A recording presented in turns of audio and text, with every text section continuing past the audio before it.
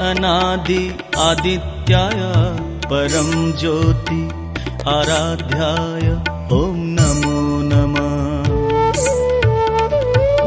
आदि अनादि आदित्याय परम ज्योति आराध्याय ओम नमो नमः।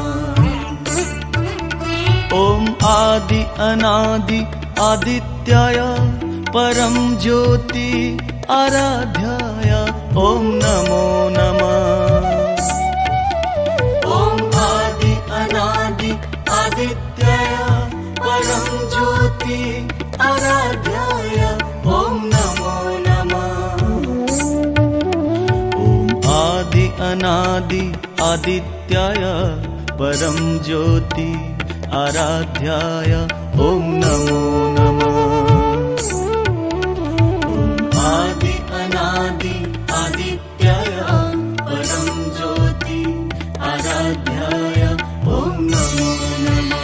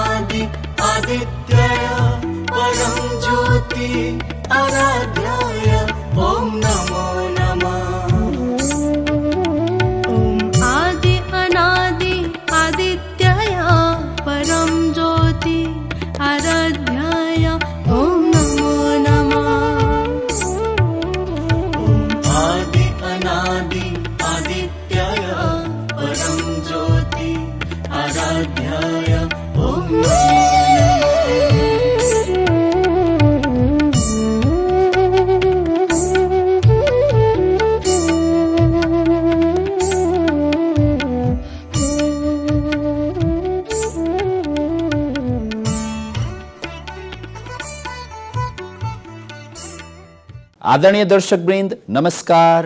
ओम आदि म राजु अधिकारी र हामी उपस्थित भएका छौं ओम आदि गुरुबाणी कार्यक्रममा। ओम आदि अर्थात् परम पूज्य बालयोगी आदित्यज्यूद्वारा प्रदत्त विभिन्न दिव्य बाणीहरू लिएर। दर्शकवृन्द, तपाईं हाम्रो जीवनमा दुईटा ऊर्जा हुन्छ, एउटा सकारात्मक ऊर्जा, अर्को नकारात्मक ऊर्जा।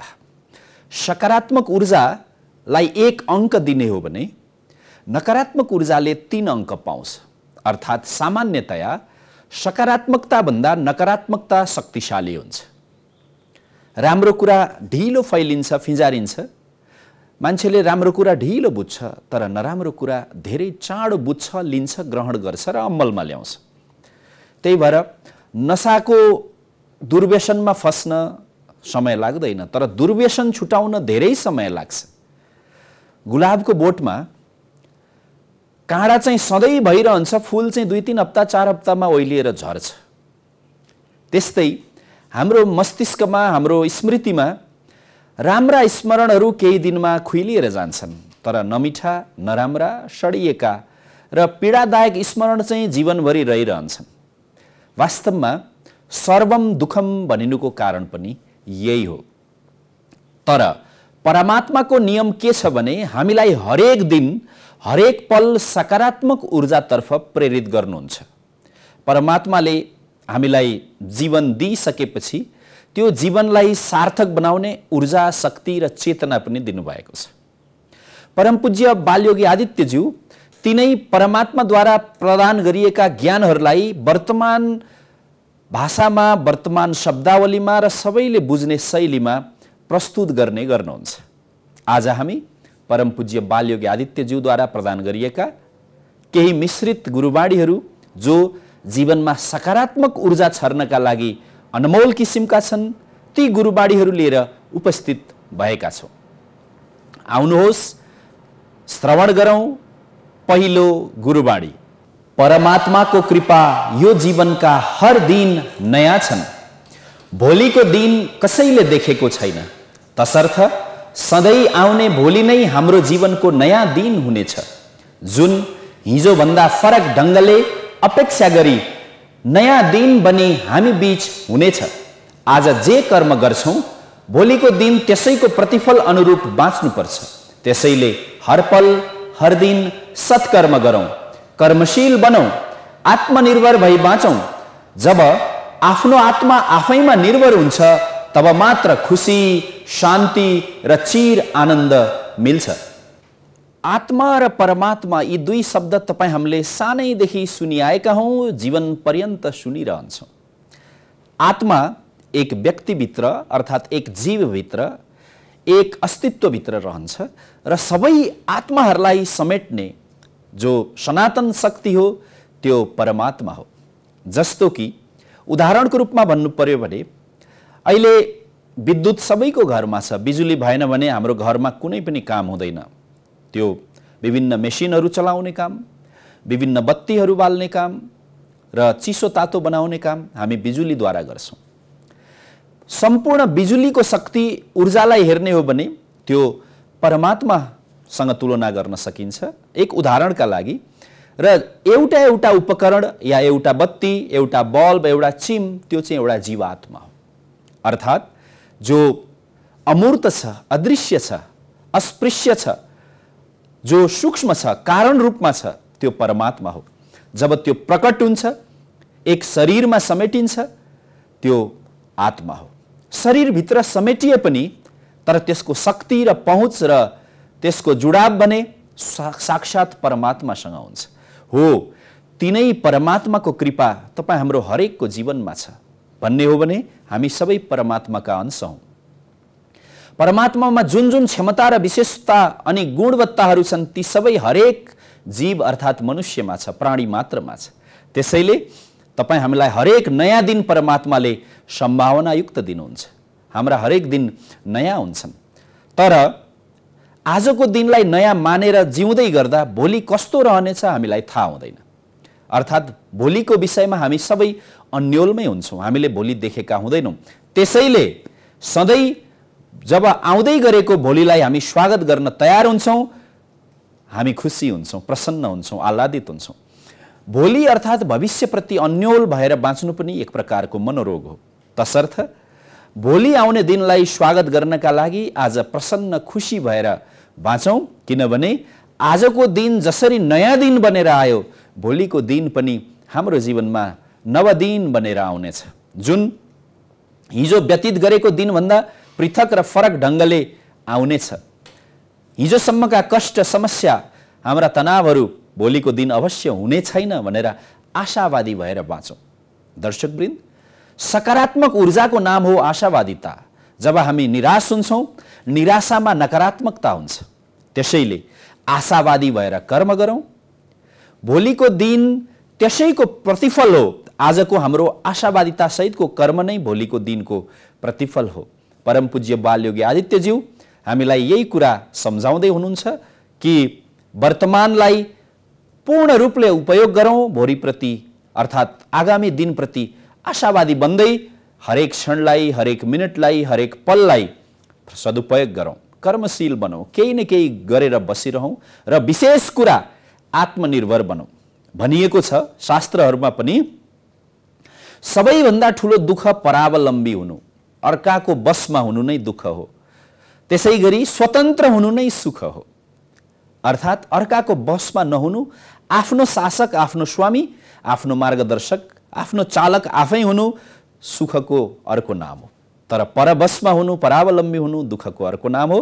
त्यसैले चिर खुसी, गहिरो आनन्द र सतत सुख हामी चाहन्छौँ भने स्वावलम्बी बनौँ। हो, यस्तै यस्तै भाव र अर्थ बोकेको परम पूज्य बालयोगी आदित्यज्यूको गुरुवाणीलाई हामीले श्रवण गरौँ। दर्शकवृन्द, आउनुहोस् अबको क्रममा अर्को एउटा दिव्य वाणीलाई हेरौँ, श्रवण गरौँ र मनन गरौँ। इनर्जी एकान्तमा एक्लै ध्यान गर्दा भन्दा मासमा सत्सङ्ग साधना गर्दा अधिक प्राप्त हुन्छ। Mass energy always surround the God. हामीले भर्खरै ऊर्जाको विज्ञानको चर्चा गर्यौँ। फेरि भर्खरै प्रस्तुत गरिएको गुरुवाणीमा पनि एनर्जी अर्थात् ऊर्जाको प्रसङ्ग आएको छ। हो, तपाईँ हामी सबै ऊर्जाका अंश हौँ। आजभोलि क्वान्टम फिजिक्स, क्वान्टम चेतनाको कुरा गरिन्छ, त्यो पनि ऊर्जाको परिष्कृत स्वरूप हो। हामी सबैले ऊर्जा विज्ञान, भौतिक विज्ञान, गति विज्ञानका विषयहरू अध्ययन गरेका छौँ। सबैले एउटै निर्क्योल निकालेका छन् कि जे पदार्थ अहिले देखिन्छ त्यो कालान्तरमा ऊर्जामा रूपान्तरित हुन्छ र अहिले जुन ऊर्जा छ त्यो केही दिनमा पदार्थ भए पनि फेरि अन्ततः त्यो ऊर्जा नै बन्छ। त्यसै गरी तपाईँ हाम्रो यो जीवन पनि ऊर्जामय छ। यो शरीर भौतिक रूपमा देखिए पनि एक दिन यो शून्यतामा जान्छ, अर्थात् ऊर्जा रूपमा परिवर्तित हुन्छ। यो जीवन ऊर्जा भयो। अर्को विशेष ऊर्जा हो ज्ञानको ऊर्जा, आनन्दको ऊर्जा, खुसीको ऊर्जा र विशेष ऊर्जा प्राण ऊर्जा।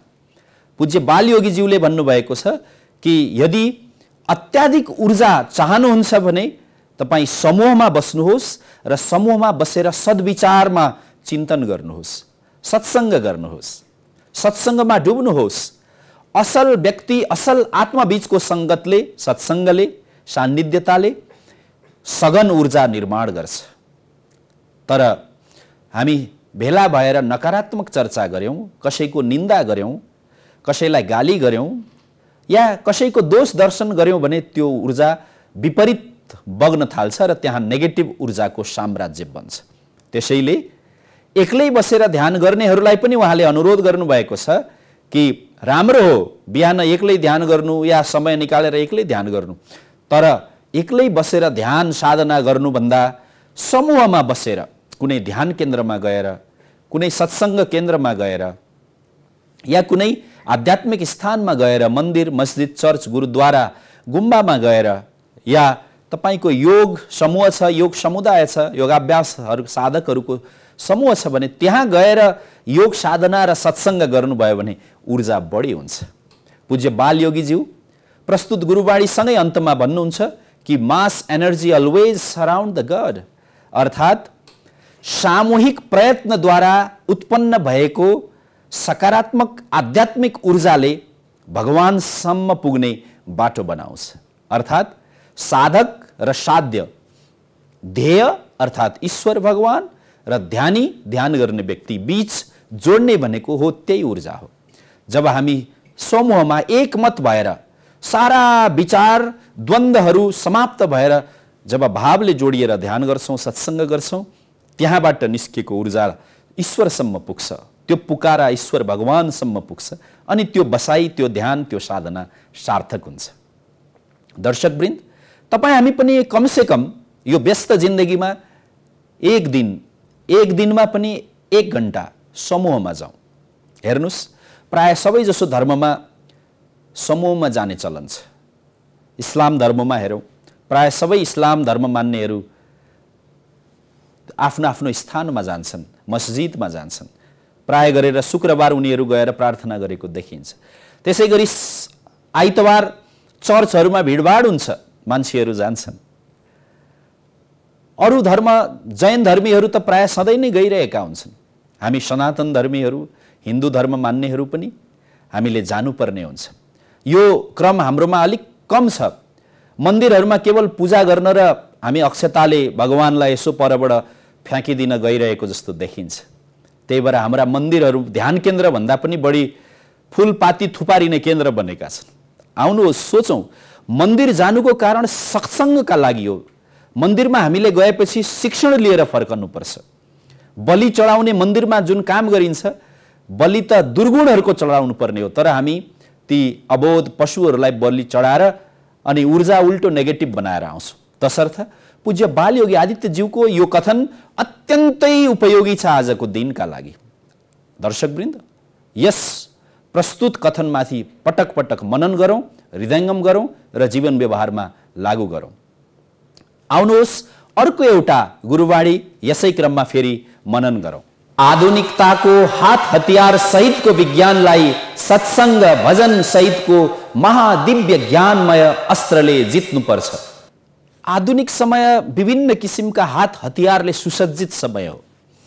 सबैभन्दा ठुलो हतियार त आजभोलि हाम्रो हातको मोबाइल बनेको छ, हाम्रो कोठामा रहेको टेबलमा रहेको कम्प्युटर बनेको छ, हाम्रो टेलिभिजन सेट बनेको छ। ठुल्ठुला शस्त्र अस्त्र भन्दा पनि यी शस्त्र अस्त्रले तपाईँ हामी अहिलेलाई अल्मल्याइदिएको छ, हाम्रो ऊर्जालाई खियाइदिएको छ, खाइदिएको छ, हाम्रो एकाग्रतालाई भङ्ग गरेको अवस्था छ।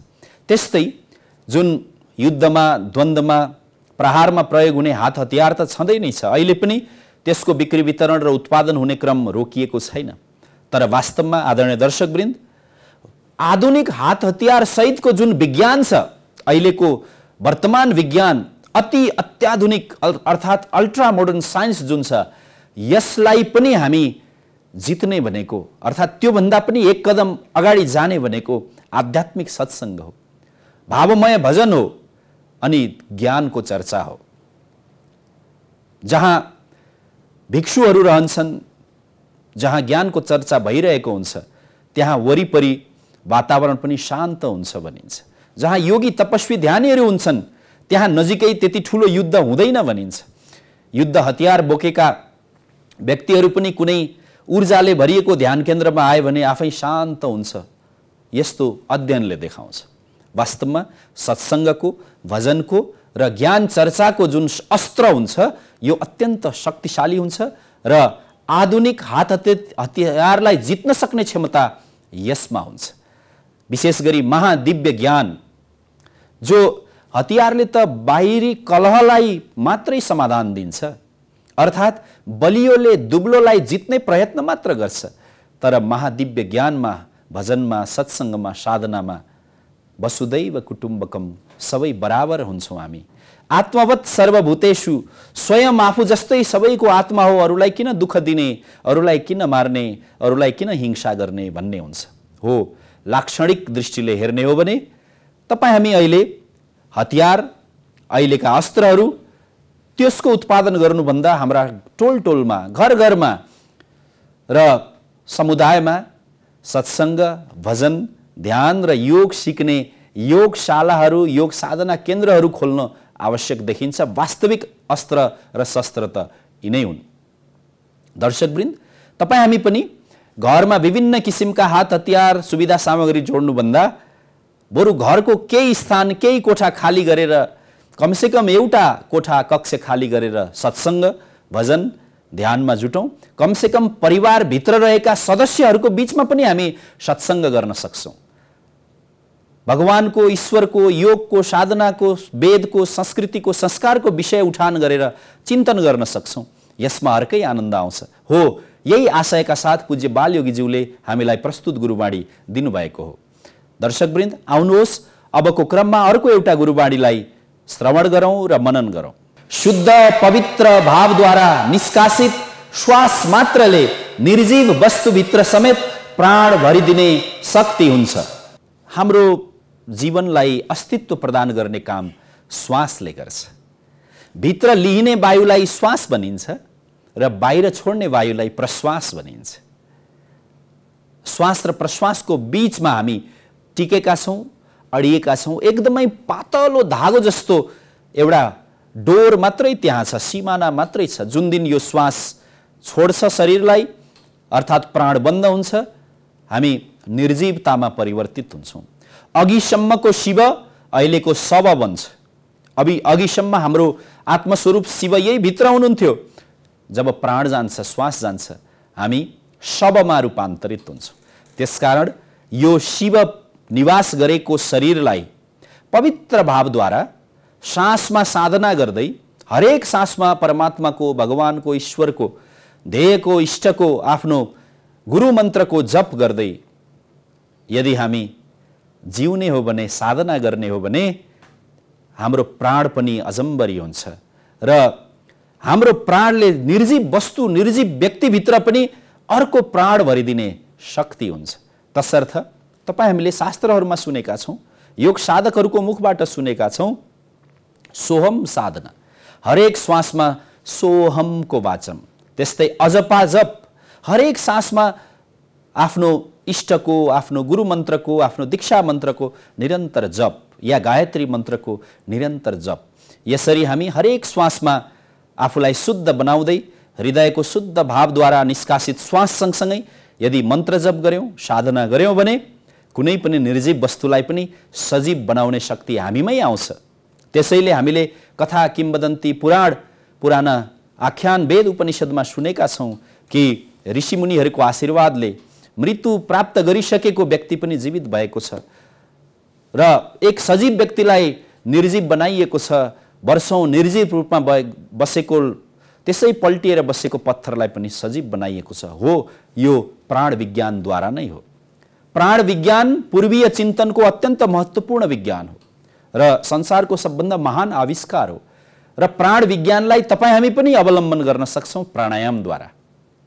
आजभोलि प्राणायाम सर्वत्र प्रचलित छ।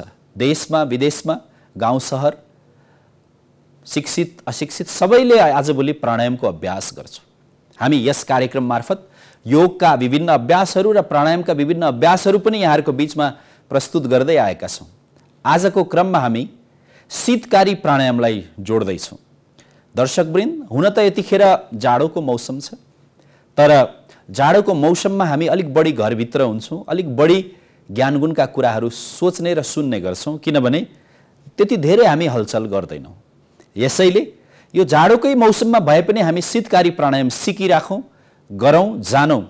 तर यसको विशेष अभ्यास चाहिँ गर्मी मौसममा बढी गर्नुपर्ने हुन्छ। यो 3 महिना मङ्सिर, पुस र माघ यो अभ्यास शीतकारीलाई थोरै गरौँ, केही मिनट मात्रै गरौँ।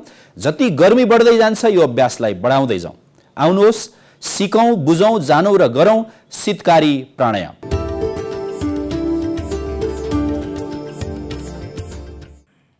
शीतकारी प्राणायाम।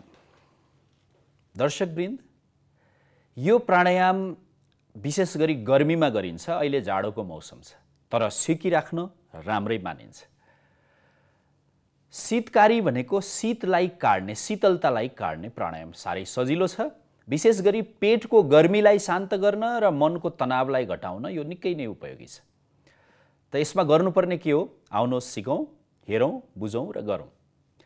सिधा बसौँ, सरल बसौँ, प्रसन्न मन, मुस्कुराउँदो अनुहार, सबै दाँतहरूका चेपबाट हावालाई सर्र तानौँ।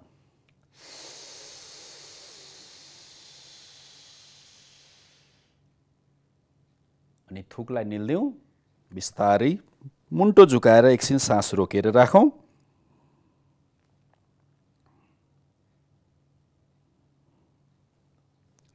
अब बिस्तारै टाउको उठाउँदै हावा निकाल्दिउँ बाहिर। एक राउन्ड शीतकारी प्राणायाम भयो। साह्रै सजिलो छ।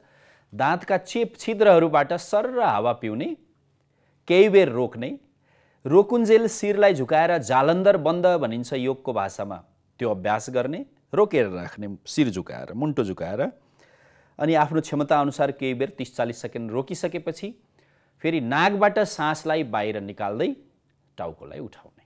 म एकपटक फेरि यहाँहरूलाई देखाउँछु यो शीतकारी प्राणायाम।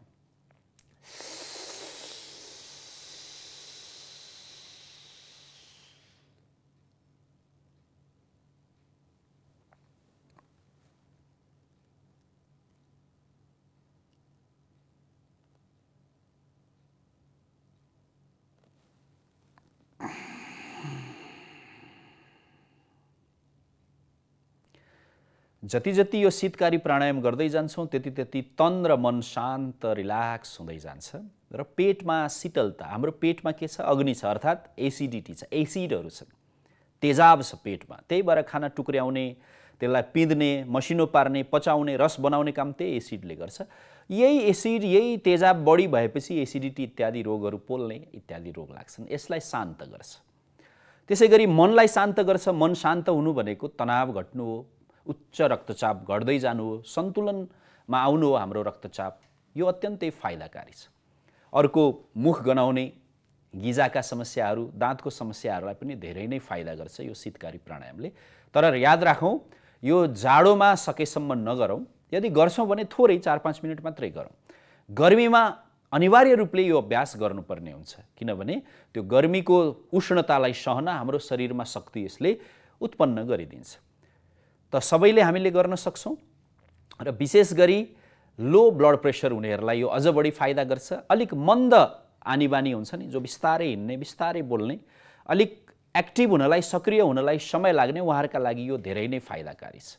भर्खरै अपरेसन भएको छ भने यो नगरौँ। अनि मुखमा कुनै घाउहरू, जिब्रोमा पुरानो घाउहरू छ भने त्यो अवस्थामा पनि यो अभ्यास नगरौँ। नभए हामी जुनसुकै स्थितिमा पनि यो अभ्यास गर्न सक्छौँ। विशेष गरी गर्मी प्रदेशमा, मैदानी इलाकामा जहाँ बढी धेरै उष्णता हुन्छ त्यहाँ यो अभ्यास अत्यन्तै रामबाण, एक प्रकारको वरदान हो योग विज्ञानको। त दर्शकवृन्द, शीतकारी प्राणायाम तपाईँ हाम्रा लागि शरीरलाई, मनलाई अर्थात् तन र मनलाई शीतल र चिसो बनाउने यो प्राणायाम अवश्य गरौँ। स्वस्थ रहौँ, प्रसन्न रहौँ र सुन्दर बनौँ। यो प्राणायामले हामीलाई सुन्दर पनि बनाउँछ, त्वचामा कान्ति ल्याउँछ, एक प्रकारको उज्यालोपन ल्याउँछ। त यो महत्त्वपूर्ण उपहार यहाँहरूलाई म टक्र्याउन चाहन्छु।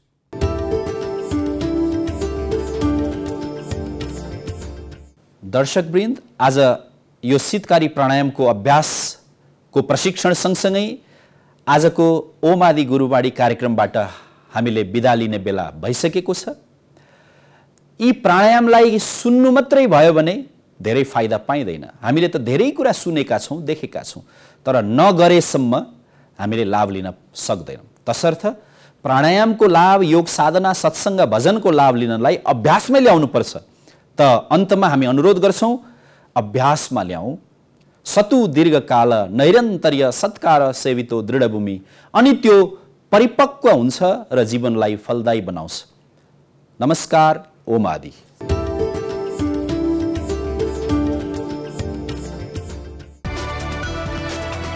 It's an AP1 presentation.